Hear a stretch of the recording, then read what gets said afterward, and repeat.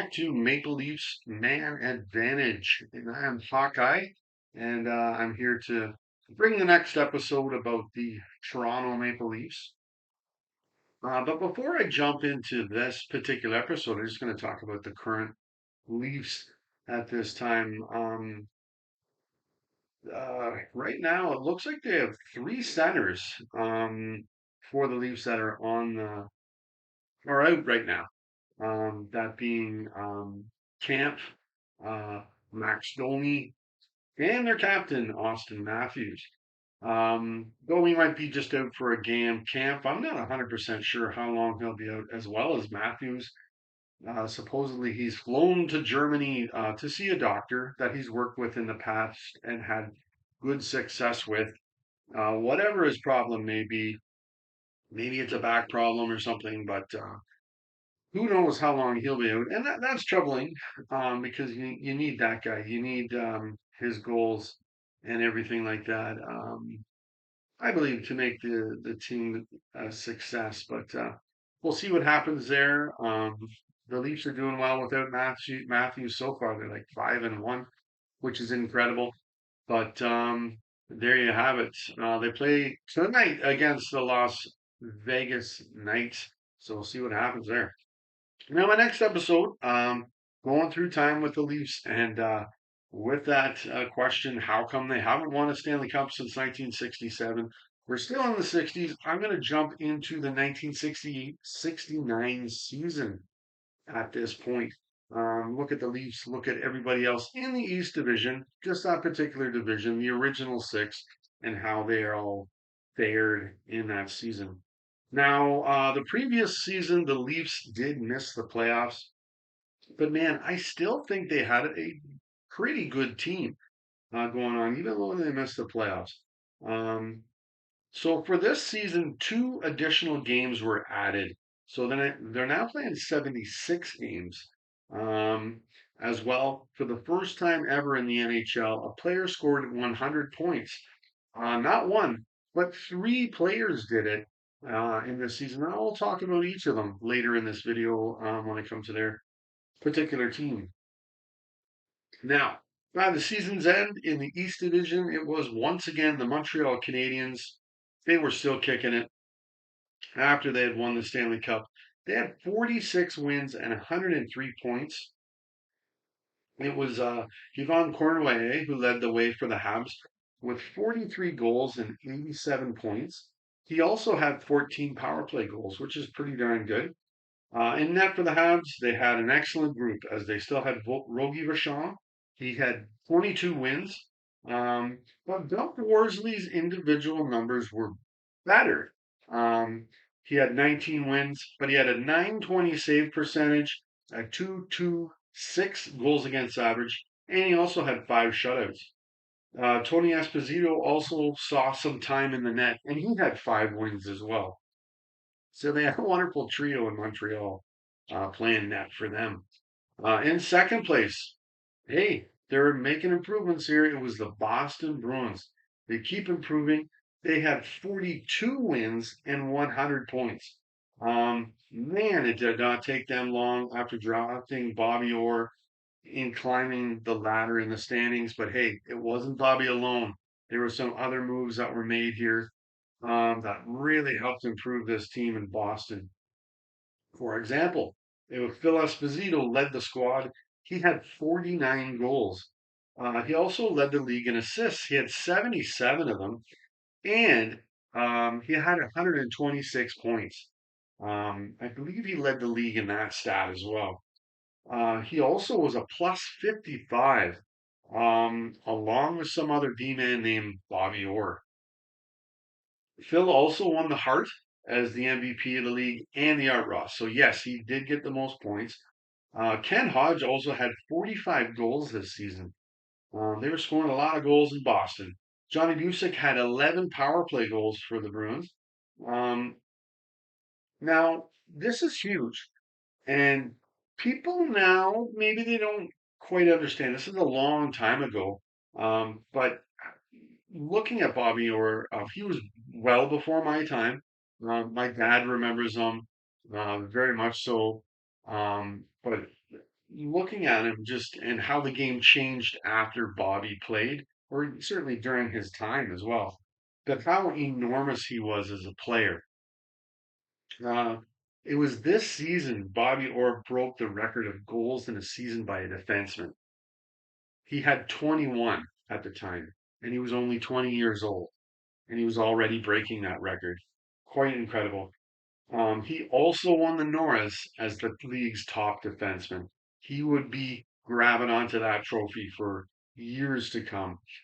In net for Boston, they had Jerry Cheevers with 27 wins, and Eddie Johnston, he also had 15 wins. So they had a good tandem in Boston as well in their net. In third place was the New York Rangers. They were still looking good, still getting it done, and they had 41 wins and 91 points. Jean Rattel had 32 goals, while Exleaf and Ranger captain Bob Nevin had 31 goals and 11 power play goals. Eddie Jacquemin was totally the number one guy in the Ranger net, and he played most of the time, and he had 38 wins to lead the league. Now, hands up, baby, hands up. The Leafs are back in the playoffs. Um, they they made it. They got into fourth place, getting back into the playoffs. They had 35 wins and 85 points. I'll talk about more of them once I get through the rest of the teams here as well. Now, another team that was making improvements this year before the last season, was the Detroit Red Wings. Yeah, they didn't make the playoffs, but they're making improvements and inching their way closer, it appears. They had 78 points. Ex-Leaf Frank Mahovlich had 49 goals. 40-year-old Gordie Howe had 44 goals and 103 points. Wow, great, excellent job there, Gordie. Alex Del Vecchio, he won the Lady Byng. In that for the Wings, Roy Edwards had won 18 games. Roger Crozier won 11. And Sleeve, Terry Sawchuk was back in Detroit again. And he won 4 games for the Wings this season. Now, sliding down the standings, this season was the Chicago Blackhawks. A bit of a surprise there. They ended up last in the East, and they were 1 point behind Detroit. They had 77 points. But the offense was still clicking in Chicago. Bobby Hull still had it. He bagged 58 goals to lead the NHL, and he was the third player with 100 points. He had 107 points.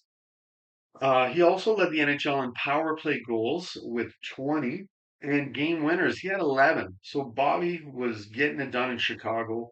Without him, oh boy, they they would have not been near as good for sure. And Bobby, he also had a 414 shots this season to lead the NHL. That's a lot of shots. In net for the Hawks, Denny DeJordy had 21 wins. And Dave Dryden, brother of Ken, he had 12 wins for the Hawks. Now, looking at the Leafs, taking a deeper dive into them, it was Normie Allman who led the club. He had 35 goals, 42 assists, and 77 points. He also had 13 power play goals. Now, after Norm, the Leafs also had 4 other 20 goal scorers. So Dave Keon and Paul Henderson, they both had 27 goals. Ronnie Ellis had 15, and Mike Walton had 22. Youngster, rookie Jim Dory, he led the club. He had 200 PIMs, even. That's a lot of penalty minutes. Keon led the NHL with 6 shorties. Awesome job there, Dave. That's a lot of shorthanded goals. He also led the Leafs with 6 game winners as well. In that, Bruce Campbell was the number one guy now. He got 28 wins. Johnny Bauer, still in Toronto. He was 44 years old now. And still getting some playing time with the Leafs and showing he can still play at such an age. And he grabbed 6 wins for the Leafs this year. Now, with the rankings, with the Leafs and the rest of the players in the league, Allman was tied for seventh, along with Red Berenson of the St. Louis Blues with his 35 goals. And then Allman was ranked 12th in points, along with Rod Gilbert of the Rangers with his 77. And Gamble's 28 wins was actually second in the league, second only to Eddie Giacomin, who had 38 wins. He really cleaned the table there that season in the wins department. So there you go. That's how the 1968-69 season panned out for everybody in the East.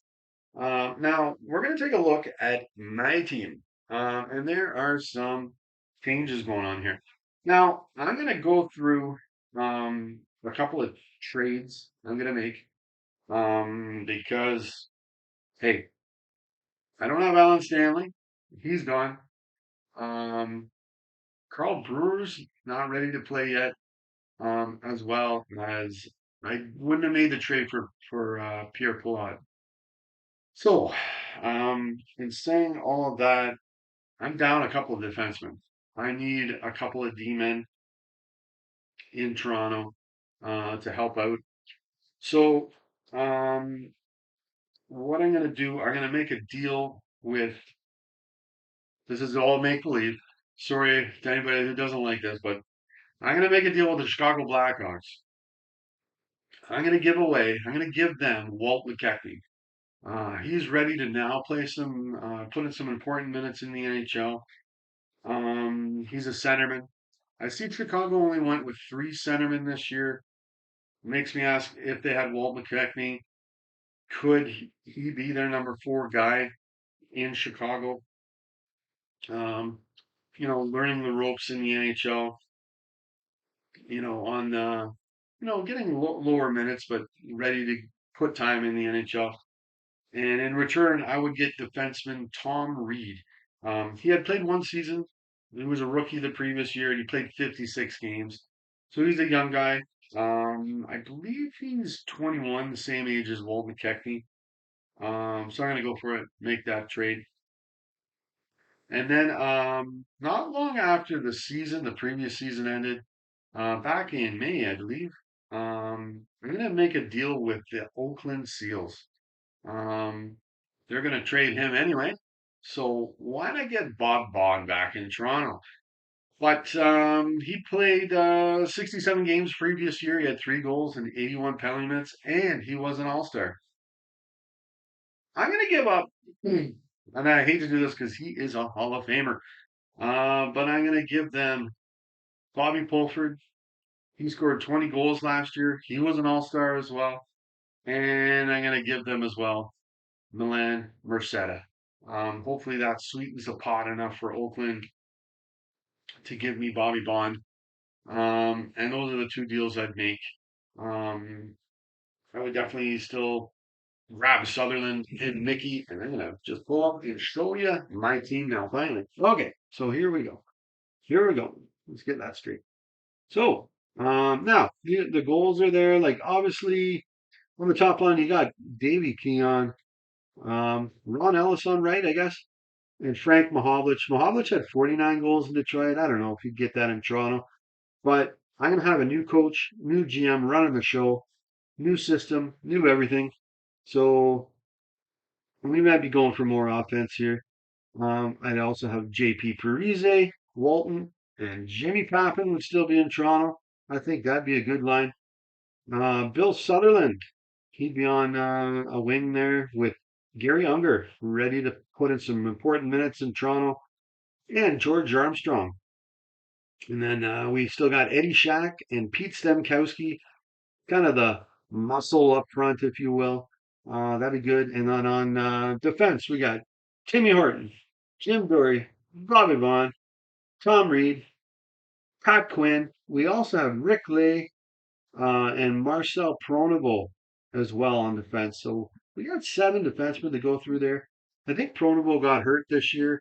And Lee and Quinn were this was their rookie year, their first year putting it in. And then we have Meehan at center and Croteau on the left. And Larry Mickey, who I would have picked up as well on right. He may not get as many games, but he'd be my fourth right winger. And then in net, we got Bruce Campbell and Johnny Bauer. I like that team. Um, it seems stronger, in my opinion, more offense, perhaps than the Leaf team they had that particular year, and it just would have been like in not making some of those trades that they made there. Um, but there you have it. That's it. That's the 1968-69 season, and there you have it. So if you like this video, go ahead, hit like or subscribe. There's lots of videos on here about the Toronto Maple Leafs and other things on the going on in the NHL going through time. And as well, if you want to comment on something, go ahead and do that. That's just fine. I love to talk hockey. But anyways, until next time, have a wonderful day.